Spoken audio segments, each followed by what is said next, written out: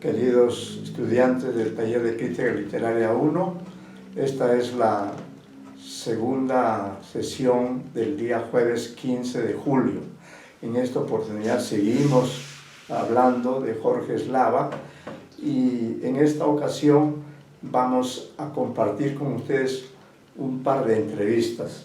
La primera entrevista es la que realiza Jorge Eslava a Daniel Cassani, un experto en temas de redacción, de lenguaje. Esa entrevista es muy valiosa.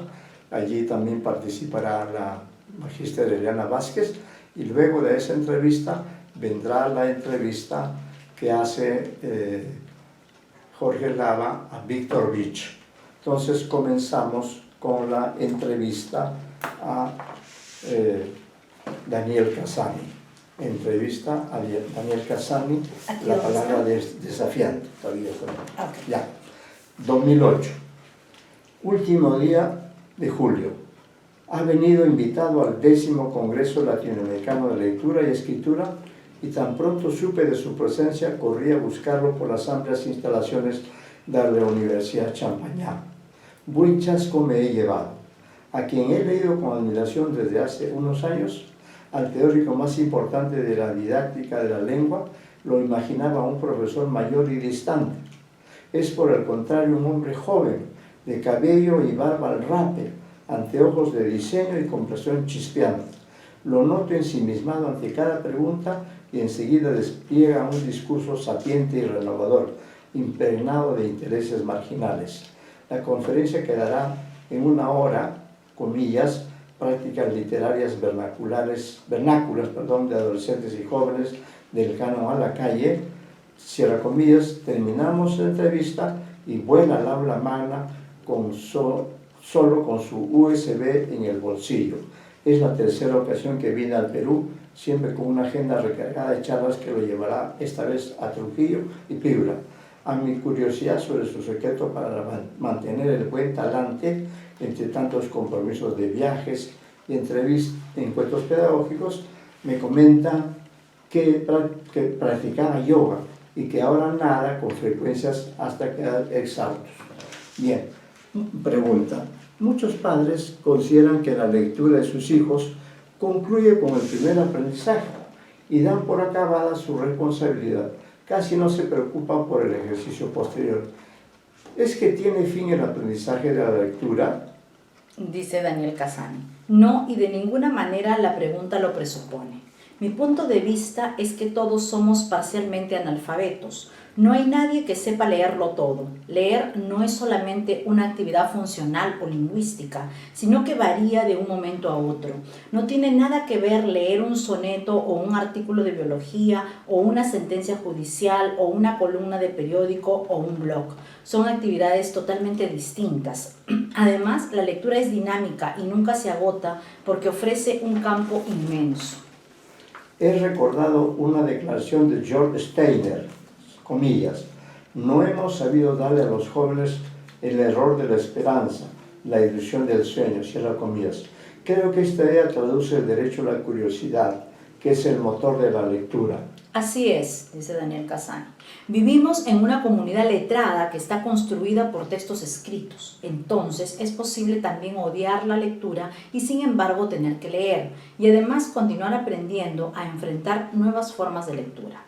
Ahora en muchos lugares para comprar un billete de autobús necesitas leer una máquina que te ofrece varios boletos y debes elegir y escribir con botones, cuando antes tenías una persona con la que podías dialogar. También interactuamos por escrito con los cajeros de banco, con las máquinas expendedoras de bebidas, con los servicios de información en el aeropuerto. Pero sí, evidentemente para la gente que le gusta leer, también es cierto que está constantemente aprendiendo, precisamente porque le gusta y le interesa aprender más. Por eso no se acaba nunca. Los eslóganes utilizados en la profesión de la lectura aluden básicamente al placer. Se insiste tanto con esta idea que profesores y profesoras terminan por creer que solo debe buscarse el gozo de la lectura. ¿Dónde queda el esfuerzo y la constancia que exige leer? Creo que la concepción que tenemos de la lectura está excesivamente vinculada a la literatura y por lo tanto al goce estético.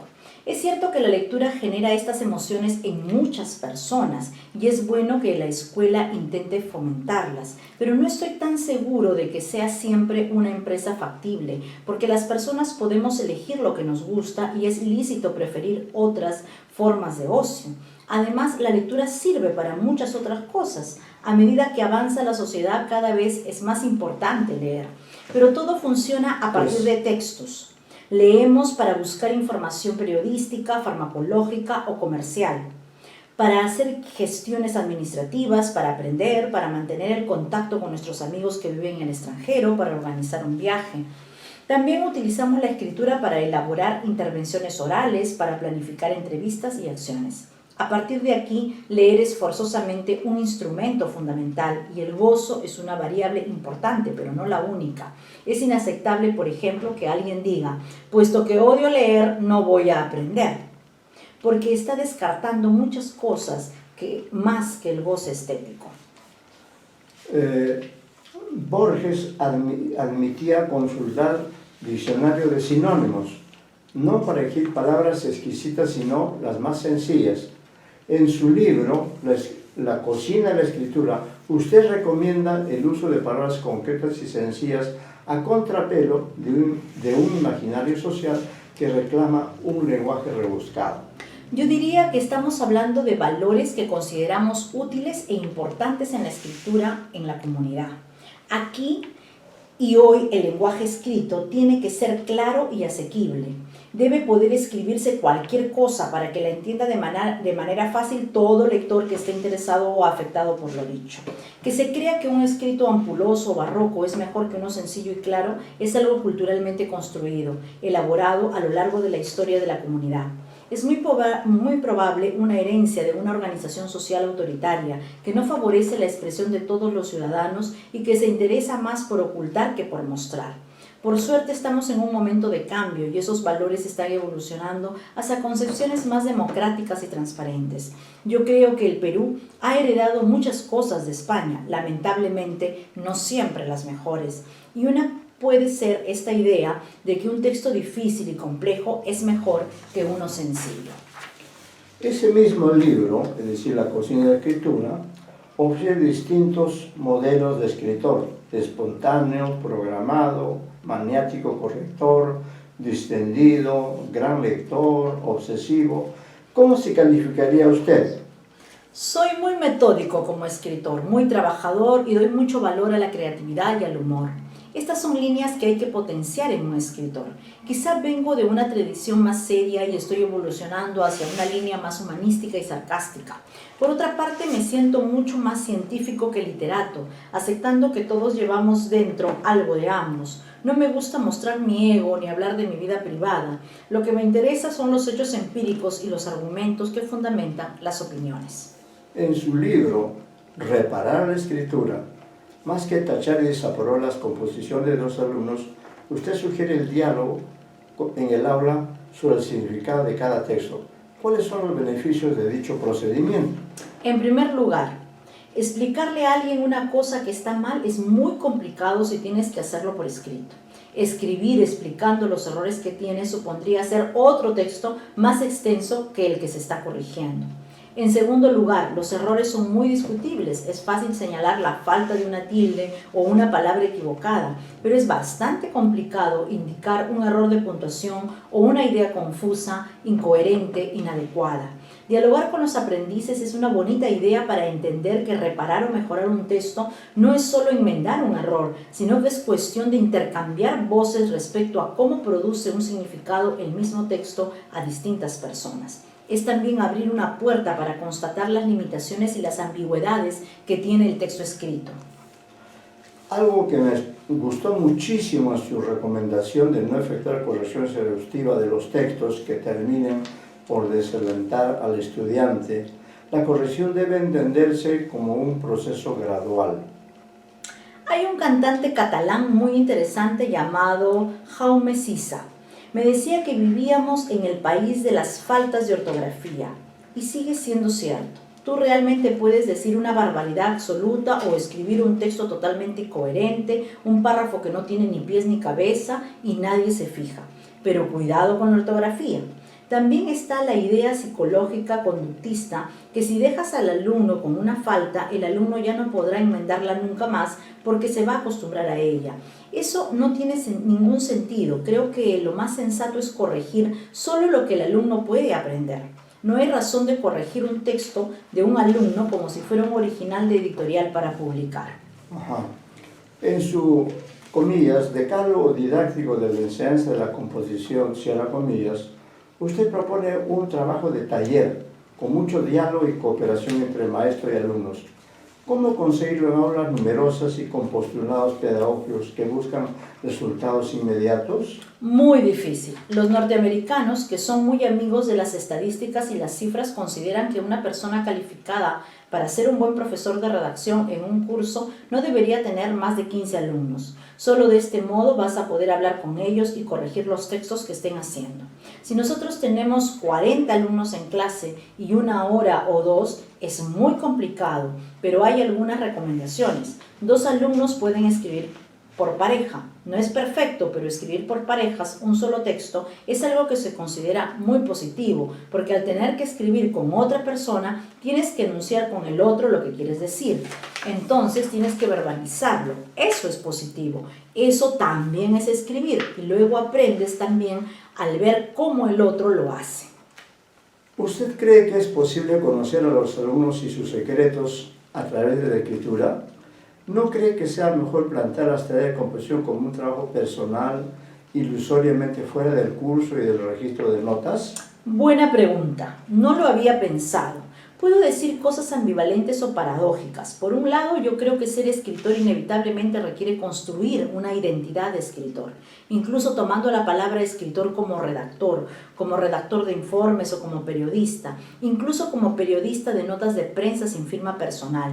Tú tienes que construir de algún modo una identidad, tienes que visualizarte a ti mismo como el autor de esos textos, y las personas que leen tienen también que saber que allí hay alguien, independientemente de que lo sepan por ti. Entonces, hablar de cuestiones personales en la escritura, me refiero a cómo te sientes, si estás contento de ese texto, si te gusta, es aprender a decir, lo he escrito, te lo he presentado, no tiene mala nota, pero me parece espantoso. O decir, he sufrido un horror o me lo he pasado bien. Es tomar conciencia de estas cosas y eso me parece relevante. Pero como profesor, desde una perspectiva más didáctica, más pedagógica... Pues tampoco me imagino psicoanalizando a los estudiantes a partir de la escritura que han hecho y profundizando a partir de allí. Cuando sabes que existe una tradición psicológica y terapéutica que utiliza la escritura como un instrumento. Porque la escritura es un instrumento sistemático que genera aprendizaje. Solo tener a alguien que te haga preguntas ya te permite elaborar un pensamiento. Decir cosas que nunca antes habías dicho. Entonces estás aprendiendo. A partir de aquí es que podemos utilizar la escritura para explorar nuestra identidad, para explorar la identidad de nuestros lectores e incluso para reconstruir esas identidades. Pues sí, la escritura es el espejo del alma, pero ¿te imaginas tener que profundizar en 20 almas? Me parece terrible. Sí, muchas gracias. Bueno, a continuación vamos a también dialogar, ¿no? Porque ahora quisiera decir algunas palabras sobre la entrevista que hemos escuchado. ¿Por qué me ha parecido pertinente que los alumnos de un taller de crítica literaria tengan acceso a esta información que nos brinda Jorge Lava y Daniel Cassani? Porque ustedes, los críticos literarios, también en alguna medida, como creo que lo dice Cassani, tienen algo de poetas, ¿no? De personas a las que les gusta la creación literaria. Pero por otra parte, un crítico literario es alguien que tiene que saber escribir bien. Por eso recuerden que cuando ha sido el examen parcial, yo, después de realizadas o entregadas las pruebas, he conversado con cada uno de ustedes y les he señalado los errores en los que incurren. Por esa razón considero que es importante tomar este tema de la redacción correcta, clara, coherente, fluida, ¿no? porque no puede ser que un literato de San Marcos tenga tantos errores como he visto en algunos casos particulares. De ahí la importancia de esta entrevista que acabamos de terminar. Por otro lado, la entrevista que vamos a leer a continuación, ¿en qué página está? 597. No. Dice 2017. Yo lo busco acá, También vamos a leer esta entrevista, que a mi modo de ver es muy útil. 149.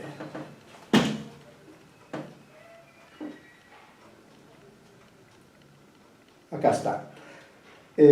También quiero señalar que esta entrevista es a un destacado crítico literario, Víctor Vich. Ahí vamos a leer algunas notas acerca de él.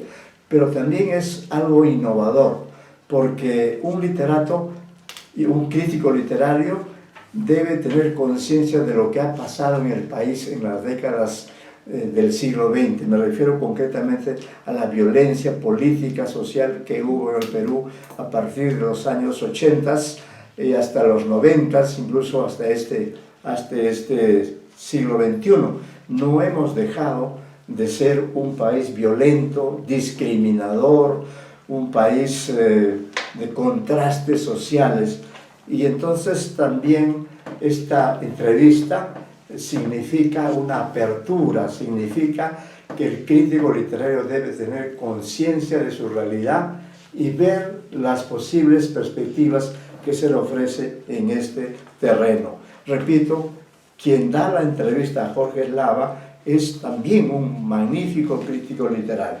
Entonces voy a leer y luego participaremos del diálogo que Jorge Eslava sostiene con Víctor Vich. Dice: el profesor e investigador Víctor Vich ha publicado un libro imprescindible, Poéticas del Duelo, ensayos sobre arte, memoria y violencia en el Perú, 2015. Pocas veces me he enfrentado a un documento tan ilustrado, sensible e inteligente como el que inflaman sus páginas. Vich se interpela por la función que cumplen los objetos artísticos en las coordenadas de una sociedad arrasada por años de terror y barbarie. ¿Cómo un manojo de fotografías, unos retablos ayacuchanos o unas flores rojas en el desierto de Cieneguilla nos exigen meditar sobre nuestro pasado? ¿Cómo una triste canción andina, un haz de intervenciones urbanas o el humor de la caricatura política nos reviven y nos devuelven a un presente más sano? Este libro dialoga con el lector en cada uno de sus 12 capítulos con un lenguaje cercano y comprometido. La contundencia de sus argumentos nos devasta, por momentos nos paraliza el aliento. Todo esto hemos vivido en los años de violencia, pero a veces nos espolean para seguir buscando en el eco de nuestra cultura los sonidos de una paz verdadera. Su autor es profesor principal de la Pontificia Universidad Católica del Perú e investigador del Instituto de Estudios Peruanos. Entre 1994 y 1995 fue profesor en la Universidad Nacional San Cristóbal de Huamanga. También ha sido profesor invitado en varias universidades de los Estados Unidos. Ha publicado varios libros sobre el conflicto armado en el país, entre los que destacan El caníbal es el otro, Violencia y cultura en el Perú contemporáneo, 2002, y Contra el sueño de los justos, la literatura peruana ante la violencia política, 2009. Bien, los puntos de ebullición. Y aquí vienen ya las preguntas y las respuestas. Quisiera saber, dice Jorge Eslava, yo de Jorge Eslava, la magíster Vázquez de Víctor Vich, quisiera saber cómo surge el proyecto del libro y de qué modo estableces los temas de análisis. Responde a esa pregunta Víctor Vich. El proyecto surge desde la misma época de la violencia. En los años 80 yo empecé a observar que existía un interés por simbolizar artísticamente lo que estaba ocurriendo, pero es recién después del informe de la Comisión de la Verdad que empiezo a trabajar poco a poco algunos textos. A partir de la desazón que te deja la respuesta de la sociedad. Claro, la sociedad se desentiende del informe y determinados grupos lo manipulan, mienten sobre lo que dice y lo que no dice. Incluso sucede desde antes de que aparezca el informe. Así es, y lo estereotipan. Pero lo cierto es que el informe sobrevive y más bien se vuelve una especie de fuente discursiva a partir de la cual muchos artistas empiezan a crear una obra importante. Desde ahí se crean retablos, canciones, pinturas, obras de teatro, poemas, novelas. ¿Y por qué te interesan más estas representaciones simbólicas que el propio discurso político? Me interesan ambas cosas. Yo creo en la interdisciplinariedad. Siempre estoy metido en el campo del arte, pero a la vez siempre estoy leyendo libros de filosofía, sociología, antropología e historia sobre el tema. Estos libros me interesan mucho y los utilizo permanentemente en mis clases. Mi campo, sin embargo, es la crítica del arte, la crítica literaria, la crítica cultural. ¿Es en este campo donde más respuestas ha tenido el informe de la Comisión? ¿Por qué de parte de los políticos se produjo una negación y ninguna autocrítica? El informe es muy claro. La responsabilidad principal le corresponde a Sendero Luminoso, pero el problema es que ellos desatan algunos defectos, alcances y consecuencias que nos comprometen a todos. Quien lee el informe sin prejuicios comprenderá de qué manera todos los actores cometieron gravísimos errores y cómo tenemos una terca resistencia a asumirlos. El arte es, sin embargo, un discurso diferente, un discurso autocrítico, profundamente autocrítico, diría yo. Además es un discurso potente, interpelador. Los políticos de este país siguen sin querer ver nada, solo preforman y defienden sus intereses. Lo que sí ha habido y me ha sorprendido es una respuesta del Ejército. Ha publicado el libro En honor a la verdad, 2010. Que lo consignas en tus referencias. ¿En qué tono está escrito? ¿Quiénes participan en su elaboración? En principio yo creo que es un buen libro. Es un libro escrito por la Comisión de Historia del Ejército Peruano, que es una comisión sui generis porque está compuesta por generales y comandantes, pero también por jóvenes historiadores que se han asimilado al ejército desde esa profesión. Han formado un grupo de investigación y ellos han producido este libro. Más allá de todo lo que se pueda discutir con ellos, hay mucho diálogo, mucha buena disposición y autocrítica también.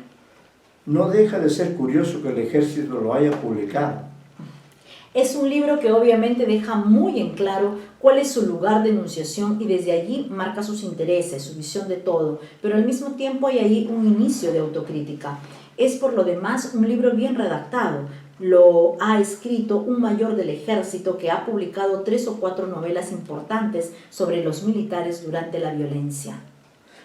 Y esta autocrítica parte por aceptar el alto porcentaje de responsabilidad, casi el 40%, que le asigna el informe de la Comisión de la Verdad y la Reconciliación al Ejército. El libro discute con la Comisión de la Verdad mucho y se enfrenta a ella en determinados momentos, pero sí reconoce violaciones de la institución a los derechos humanos, no en carácter de sistemáticas y generalizadas, pero sí se abre una puerta a un proceso de autocrítica.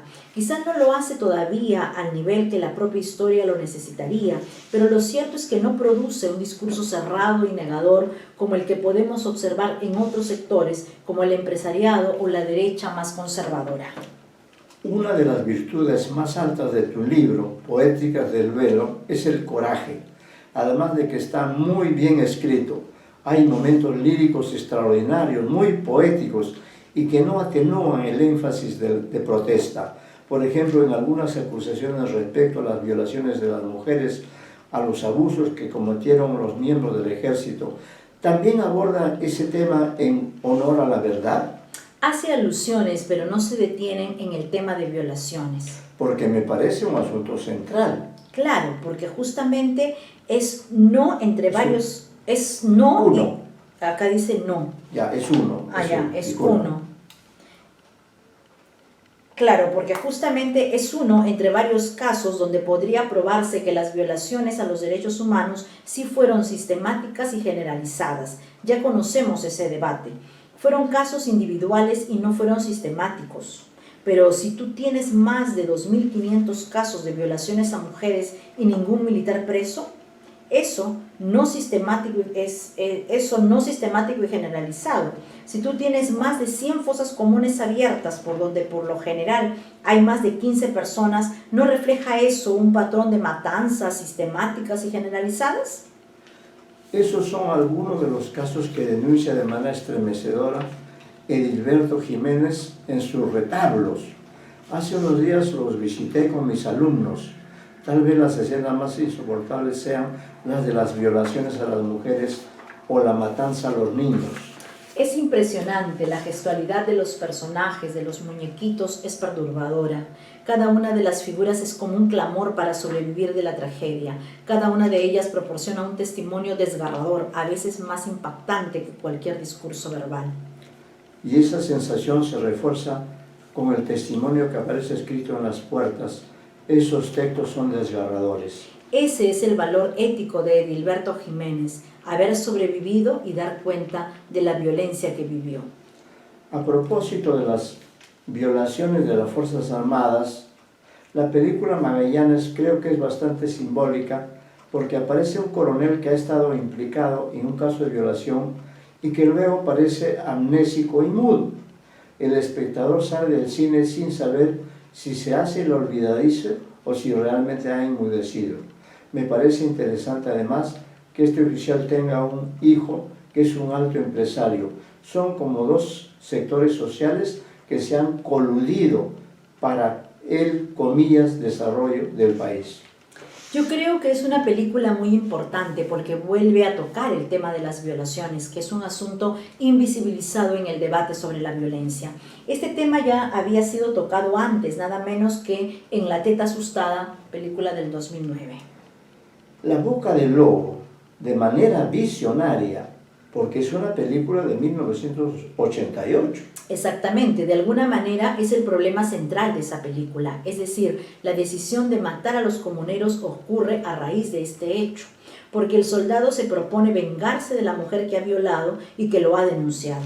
El tema de las violaciones a mujeres ha sido central en todas guerras, pero siempre es poco visible porque las guerras y luego las posguerras son por lo general asunto de hombres. Recuerdo además un lindísimo cuento de la escritora puneña Celide Chávez, titulado En el centro de la borrasca. Es un cuento temprano sobre las violaciones que ocurrirían durante aquellos años. ¿Qué objetos artísticos has tenido que dejar fuera del libro? Por ejemplo, la poesía o la novela que no aparecen y que podrían gestar un nuevo libro. Este libro me lo planteé como un libro sobre arte visual, artes plásticas, fotografía, cine, performance, intervención callejera. Yo antes había publicado El caníbal es el otro, 2002, y luego Contra el sueño de los justos, la literatura peruana ante la violencia política, 2009, que escribí con Alexandra Givet y Juan Carlos Ubillús. Ahora, en Poéticas del Duelo, me propuse hacer un estudio exclusivamente sobre cultura visual. Como autocrítica, diría que tal vez puede haber incluido obras de la propia producción senderista. También me hubiera gustado hacer algún ensayo sobre el Museo de la Dilcote o sobre los afiches de sendero. También hubiera querido escribir sobre el cine de Palito Ortega y el cine regional ayacuchano, donde hay mucha representación de la época de la violencia. Pero todo eso es para nuevos proyectos o para animar a más gente a trabajar esos temas. ¿Te planteaste estándares de calidad para excluir el cine regional?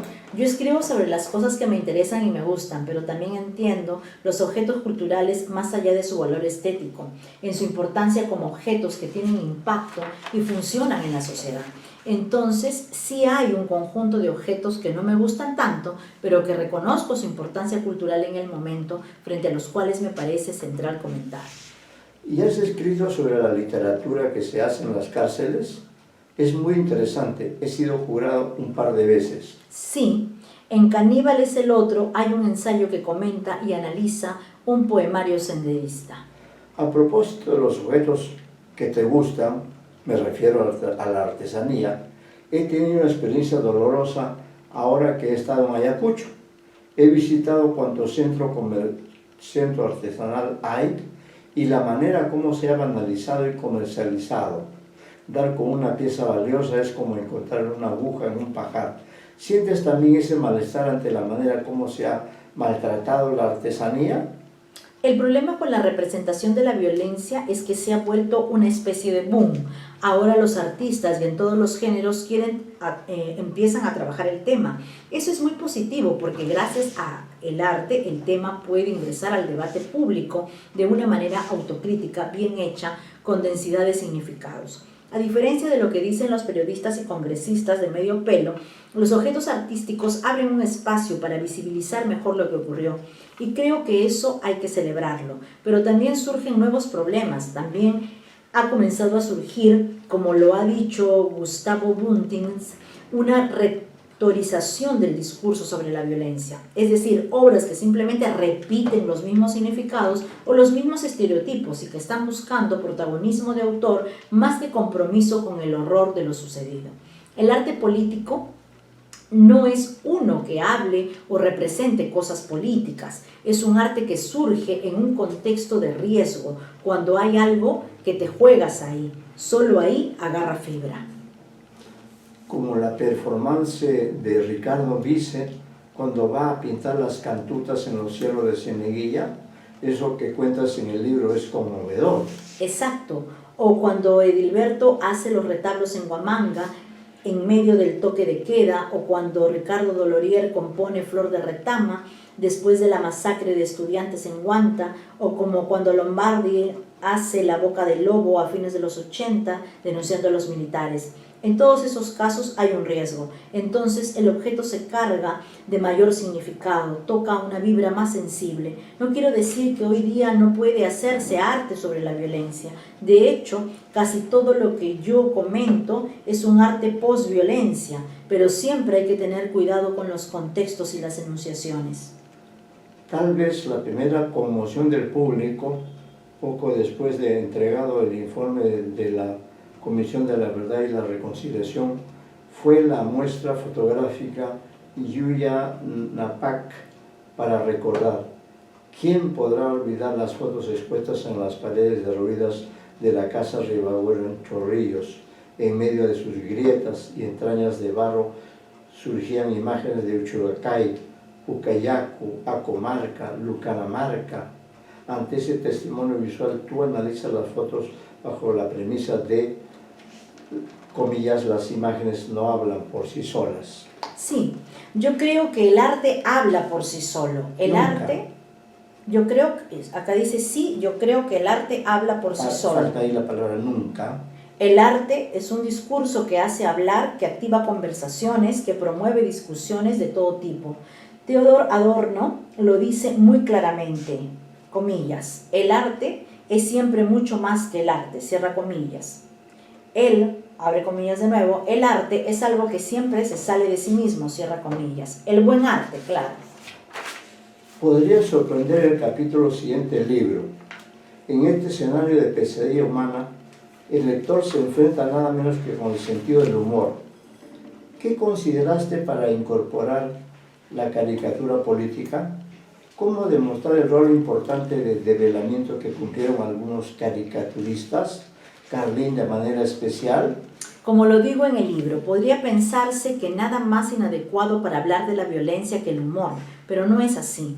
El humor es un discurso importantísimo para revelar lo que está oculto, lo que quiere ocultarse, un discurso encargado de mostrar una contradicción, un absurdo, algo que no se ve y por eso uno se reía.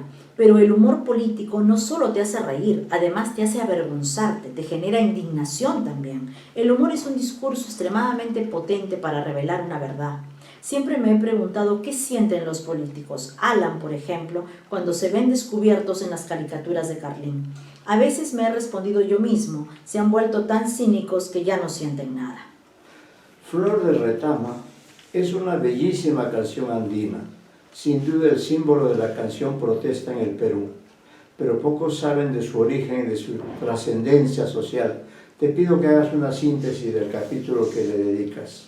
La canción la compuso Ricardo Dolorier en 1969, pocos días después de los sucesos que ocurrieron en Huanta, a efectos de la protesta en defensa por la gratuidad de la enseñanza. Dolorier era huantino, era profesor y en ese entonces trabajaba en Lima, específicamente en la Universidad Nacional Enrique Guzmán y Valle La Cantuta. Las pocas noticias que recibió sobre lo ocurrido lo impactaron mucho y a lo Vallejo recreó el hecho desde el exilio, desde Lima. Poco a poco la canción fue haciéndose conocida. Sendero se la apropió y cantarla en los 80s era casi un argumento para ir preso. Pero hoy la canción ha regresado nuevamente a la sociedad como un signo para denunciar los hechos violentos del Estado ante las protestas legítimas. Hoy esa canción es casi un himno de todos los ayacuchanos. Con la isla del Frontón ocurre algo fantasmal. La tenemos tan cerca de nosotros, casi podemos tocarla, pero parece existir un empeño en borrarla de nuestra conciencia histórica, como desaparecerla del horizonte de nuestra memoria. Es lo que sugieres en el capítulo Un hueco en el presente. En estas fotos se ve muy claramente cómo el Estado y la sociedad se matan a sí mismos, cómo se autodestruyen. No solo se ve lo que pudo haber sido el horror de lo que sucedió esa noche, sino que se ve además el olvido que se ha impuesto. Más que recordar lo sucedido, que sí lo hacen, estas fotos recuerdan el olvido, dan pavorosamente cuenta de él. Tu libro es bastante severo, en el sentido que usas continuamente verbos imperativos en primera persona como comillas sostengo o comillas afirmo. También apelas a referencias ajenas contundentes. Una de las citas más hondas es una de Derrida, que afirma que la verdadera comunicación comienza cuando termina el diálogo. Derrida sostiene, a contracorriente del sentido común, que el diálogo no es el espacio de la comunicación, porque el diálogo es fundamentalmente un monólogo. Pocas veces vemos dos personas que conversan y que consiguen influirse, persuadirse o convencerse una a otra. Si yo discuto contigo, tú defiendes tu posición y yo la mía. Nos cerramos y no hay manera. Pero después quedan rezagos. Exacto. Después de discutir, yo me voy a casa caminando y mientras me voy hay un eco de lo que tú has dicho. Y ese eco empieza a flexibilizar un poquito mi posición. La comunicación comienza cuando el diálogo termina. En el caso peruano, esto es dramático, porque siempre vemos la imposibilidad del diálogo, la imposibilidad de convencerse, de incorporar los argumentos del otro para mejorar o cambiar la posición personal. Sobre todo en el campo político. Nunca hemos visto un auténtico convencimiento. Sería un evento surrealista que en el Congreso de la República, después de un debate, los miembros de una bancada les digan a los de la otra bancada, comillas, es verdad, ustedes tienen la razón y nosotros estábamos mal. Es impensable. ¿Sirve para algo el Congreso de la República? Lo que yo sostengo en mi libro es que el eco post-debate es la cultura. Ese eco que permite que las posiciones se flexibilicen, que uno relativice su propia idea e integre la opinión del otro. Y esa cultura dialogante la conforman los objetos artísticos que aparecen en nuestra historia reciente. Exacto, los objetos artísticos aparecen y a lo largo del tiempo van construyendo un nuevo imaginario sobre la violencia, un relato inédito sobre la violencia. Yo creo que los objetos culturales sobre este periodo son muy importantes porque van construyendo una visión sumamente autocrítica de lo que ocurrió en el país. Si yo quisiera decir más clara y políticamente, hay que sostener que las conclusiones de la Comisión de la Verdad y la Reconciliación no entran al debate nacional por el discurso político, sino por los objetos culturales. Por ahí pienso yo que se irá generando un cambio. Ese debate necesita también de una caja de resonancia que amplifique el diálogo. Yo creo que esa caja de resonancia es la escuela, la universidad, los centros culturales, la calle cuando se convierte en un lugar de intervención cultural. Somos los maestros y los agentes o los promotores culturales quienes tenemos el compromiso por hacer que los objetos culturales se difundan, que circulen mucho más. Esa es nuestra responsabilidad. Completamente de acuerdo, pero si la caja de resonancia son los maestros y en el programa oficial de quinto de secundaria se señala que debe leerse y comentarse el informe de la CVR, casi nadie lo hace, ni en colegio del Estado, ni en colegios particulares. Es verdad, yo creo que la manera de enseñar el informe es mediante objetos artísticos. No se trata ni de contar las cosas de manera lineal, ni de transmitir sentencias. Se trata de activar discusiones. Se trata de comenzar a interpretar la historia utilizando las películas, los retablos, los cuentos, las canciones, los cómics, las novelas. Recordemos, el arte siempre activa un discurso más allá del arte. El arte no busca un discurso para quienes saben de arte, no, es un discurso dirigido a todos, es uno que busca llegar a todo el mundo. La educación peruana sigue sin entender la potencia pedagógica que tienen los objetos artísticos para enseñar muchas cosas. Los ministros y las autoridades no entienden eso todavía. ¿Crees que algunos capítulos de tu libro podrían leerse y comentarse en los últimos años de secundaria? Tú mismo propones Poéticas del Duelo como una herramienta, comillas, para analizar la posición cultural posterior al conflicto armado, cierra comillas, y como una manera de acercarse a los continuos cambios dramáticos del país. Yo creo que sí. Yo soy un hijo de esas cosas. Cuando estaba en quinto de media, un profesor nos mandó leer un capítulo de Buscando un Inca de Alberto Flores Galindo, y yo y otros quedamos impactadísimos. También leímos las instrucciones para subir una escalera. Es de Cronopios y Famas de Cortázar, Historia de Cronopios y de Famas, 1962, uno de los libros legendarios del escritor argentino. Nada menos que Subiendo las escaleras al revés. El profesor nos sacó de la clase, nos puso de espaldas frente a la escalera y nos dijo que comenzáramos a subir mientras él iba leyendo en voz alta. Fue impresionante. Ese día nos dimos cuenta de que la literatura podría ser otra cosa. Estudiosos como Nani Piz y José Carlos Agüero hablan de una falta de legitimización social del problema de la violencia, por eso existe temor de abordarlo. Por otro lado, muchos profesores han sido actores de la tragedia. El desinterés por recordar el periodo de la violencia, por pensar en lo que fue el Perú en los 80s, responde a muchos intereses. Uno de ellos es el político, la necesidad de ocultar lo que pasó bajo Belaúnde o Alan. Los de Belaúnde, que es el mayor responsable político. El periodo de Belaúnde fue terrible, pero hoy todo ese se niega por razones también, ¿no? Por otras razones también. Hoy la sociedad peruana contempla con espanto el deterioro de los años 80, la pobreza extrema que en ese entonces había, la ansiosa necesidad de sobrevivir que todos teníamos. Pero hoy, con la sociedad llena de muertos bajo los pies, aparece de pronto el progreso económico. Entonces el imperativo es mirar hacia adelante, olvidar, ocultar, porque lo único que importa es ganar dinero y casi nada más. Hoy no importa pensar de dónde venimos. Hay un enunciado tuyo genial, toda una declaración de principio. He escrito este libro como un intento de salir de esa ideología que hoy obliga a no interpretar, a no pensar y a contentarse con el simple espectáculo visual que ofrece el capitalismo tardío. La demanda de éxito. Cuando en 1999 se hace la Marcha por la Paz convocada por Henry Piz que lidera con Vargas Llosa, van todos los partidos políticos. El lema de la marcha fue "No matarás ni con hambre ni con balas", o sea que había un reconocimiento de que más allá del horror de Sendero también existía una violencia estructural. Es decir, se reconocía un país mal hecho y con muchas dificultades económicas, un país como hoy, con pésimas condiciones laborales. Hoy en día hemos retrocedido mucho. Lo que quiero decir es que hoy esa frase "no matarás ni con hambre" es imposible. Hoy un empresario es celebrado si da trabajo, aunque sea en las peores condiciones. El trabajo puede ser injusto, puede explotar a los trabajadores, pero la ideología oficial endiosa a los empresarios siempre. Es triste eso, es lamentable. Lo ponen en la gloria. Y es endiosado simplemente porque da trabajo, porque las condiciones laborales sean, aunque las condiciones laborales sean una porquería. ¿Vivimos una glorificación del capital? Claro, es increíble. Creo que esa negociación de pensar, esa negación de pensar en el pasado está directamente relacionada al imperativo de los negocios, del éxito y del capitalismo neoliberal. Si negamos el pasado, si esa caja de resonancia tiene tantas interferencias, ¿cómo construir el concepto del duelo, que tú quieres arrancarlo del marco terapéutico y llevarlo a un plano más amplio y trascendente? Explícanos ese concepto que planteas en el libro.